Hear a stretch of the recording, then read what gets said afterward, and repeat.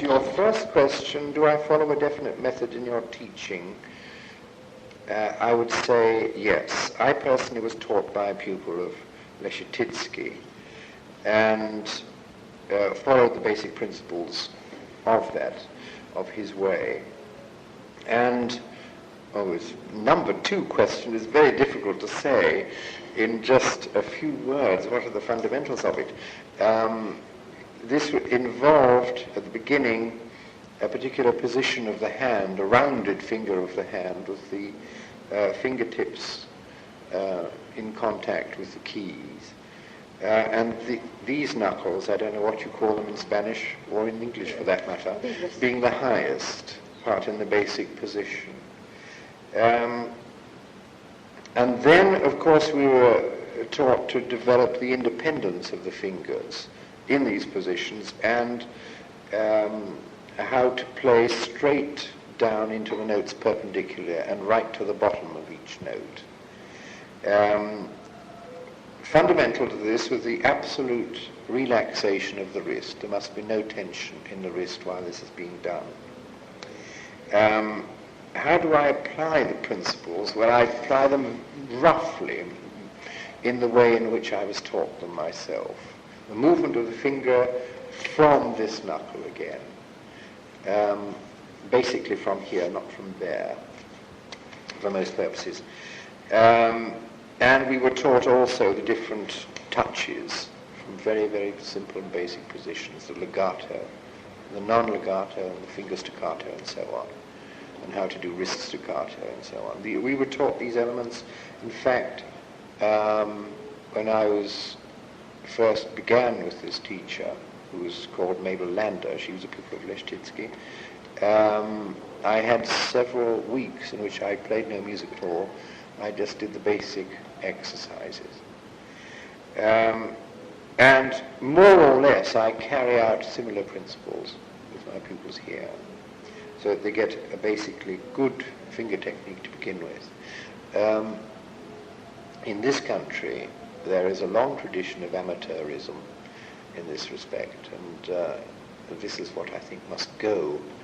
It's been going since the war, particularly because we've had, amongst other reasons, a big incursion of foreign teachers into this country, from which we've benefited very greatly. But I had this direct link and was very lucky in that respect.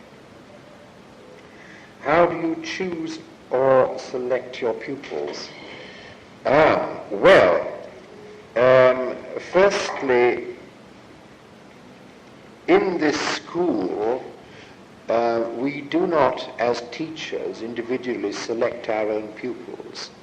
It may be that they have had contact with us or have heard us play in public or something like this, the students when they come, and they will ask for a particular teacher when they come. And in these cases, they usually are successful in getting the teacher they want.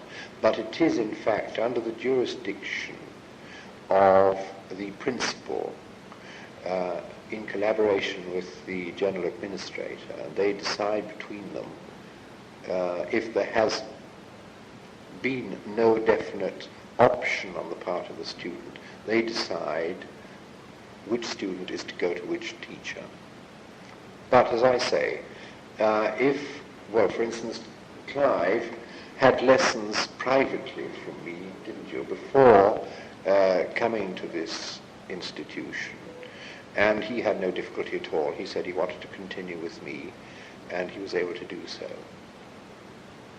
But when you say select, now I'm head of the keyboard department in the school, and I hear nearly all the auditions for pianists.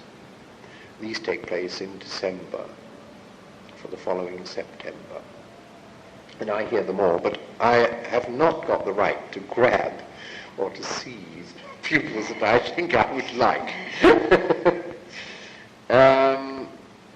Now, well, of course, what elements do you take into account for the purpose of selection? Well, this refers to the auditions, of course, we have definite pieces which are obligatory for people who want to come into the college. Previous to this, we had them play anything of their own choice, but we often discovered that they avoided pieces, of course, which show up their most conspicuous weaknesses. And so we decided to give them works which would expose them completely. And so we have, in fact, chosen some works which show up their real equipment. And even then, some of them get through the net. They also play a work of their own choice. Do you want a previous muscular training or rhythmic musical formation in the student, or you would impart them parallelly to your teaching? I see. Well, basically I start at the very beginning by giving the basic training, technical training, and then have to introduce it parallel with the music. The technical things are, in fact, after that early stage, made completely parallel with the music. How do you give a correct hand formation to your pupils? Well, I demonstrate myself and then get them to do it after me, as far as possible like me. That's how I do it. How do you train the needed muscles for pianoforte playing? Well, as I say, how do you train the needed muscles for the pianoforte playing? Well, after the basic training, which I've just given a tiny little resume of, I give the student those studies, either Chopin, Czerny, whatever, I think they most need. And I think each student has different problems. And the ones that you really concentrate on are those which the student is weakest at. And for that reason, I can't make a general statement in answer to this question. It depends entirely on the individual pupil you're teaching. Do you teach the different kinds of touch from the beginning? Yes, I do. I do teach separately the different kinds of touch right at the very beginning in the basic training, but link it as quickly as soon as possible with particular pieces which exploit these touches. Which one do you consider must be taught first? Well, personally, I always teach the legato first, and then I think this, being the basic thing, the most difficult thing, it also establishes the kind of position of the hand from which the other ones are themselves taught, both the non-legato and the finger staccato. And I find this the most effective way. What do you think of body expression and its aim towards the instrument? Expresión corporal. Cuando comienzan el trabajo de los chiquitos, hacer la expresión corporal para hacerles sentir ritmo y movimiento, sentir la música corporalmente. Oh, I see what you mean. At least I think I do. I think one finds that actual movement... Do you mean of the whole body? Do you... ¿Se quiere decir los movimientos de todo el cuerpo? La participación ¿De los brazos o del cuerpo?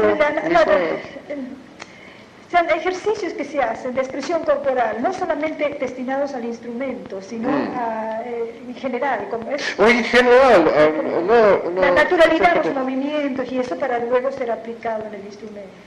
See, yes, this is important. I think it's important. I think the general relaxation of the body too is very important. The actual position of the head, not to be slouched over the instrument, so that your head is bending forwards and you're pulling muscles at the back and the shoulder. What about rhythmics? Now, I don't know what you mean by that. Rhythmics. El sistema Jack Dalcroze, la preparación rítmica de los chicos. I am rather ignorant about this method. I do some things naturally, perhaps, which are relevant to it, but I really haven't studied the Dalcroze thing at all. I must confess my ignorance there. This is not through an aversion, but simply I don't know very much about it at all. What is your opinion about collective teaching and training? Yes. I think that students who are learning with the same teacher can gain greatly from witnessing the individual lessons of others. It all depends on how much time, I think, that each student is allotted in the school. I think a lot of individual teaching is necessary. I don't believe in total collective lessons unless you have a very small group of people of the same standard from the same teacher, in which case it's very, very valuable indeed. But for students at various different stages of different talents and so on, I think it is too confusing for the individual to cope with different people of different standards around them. And very often you'll find that one or two pupils get much more attention than the others do in the class, simply because they're easier to teach in a class in that way. The Suzuki Method? You know? Yes, I know about it, but only in relation to the violin. Now or in the piano? I didn't know this. You are the first to tell me, so I'm afraid I can't answer that question. I'd be very interested to know about it. I would be very interested. How do you integrate the knowledge acquired through the different branches of music teaching apart from the piano? Todos los conocimientos generales de la música, la integración de los conocimientos generales que toman... Yes, well, all the students here, of course, have lessons in general musicianship. Now, these are very much left to the personal methods of the individual teachers. There is no real strict coordination of the ways in which the teachers impart their general musicianship to these students. It is very free. Many complaints sometimes from the students that they're not given something very, very cut and dried. But the general idea here is that it should not be cut and dried, and that each individual teacher of general musicianship should, in fact, adopt his own way of doing it. The examinations are necessarily related to the way in which they have been taught these things. So usually the particular teacher of that section of students sets the questions and the examinations for this. But of course, the integration of knowledge, well, we encourage it in our individual lessons to get as much general musicianship, of course. We relate it, I am always relating different kinds of music to piano music when I teach it. It's perfectly obvious in the Viennese school that you cannot teach, for instance, Beethoven sonatas and Mozart sonatas and so on, without pointing out the relationship which this music has to the same composer's string quartets or symphonies or chamber music sonatas. And very often there are imitations in the piano writing of these composers of writing for strings and woodwind and so on, in which case you suggest ways of bringing this kind of phrasing or color into the piano from the other instruments and the other things that seem to relate to it. What do you think about music therapy? You've asked this, have you, because do you have music therapy courses in No, yo trabajo con algunos, sí se hace ahora mucho. Sí, ahora se está investigando Sí. Y se lee mucho las obras de Juliette Alvis. Alvin. Alvin. Yes. Well, she is, of course, in charge of the music therapy course here. And we all have, at some time or another, been teaching students who have been engaging in this course. And also, I mean, I've also examined some of the students on the way. This is in the state, of course, as you know, of a kind of method which is in its early stages. I mean, it's a great deal of experimentation is going on. And I personally am willing to learn about what is happening. I personally, for instance, have never been to a hospital yet, either for mental patients or, say, for retarded children, in which music therapy is being used. So I'm not really a person to ask this because I don't know enough about it yet. Thank you.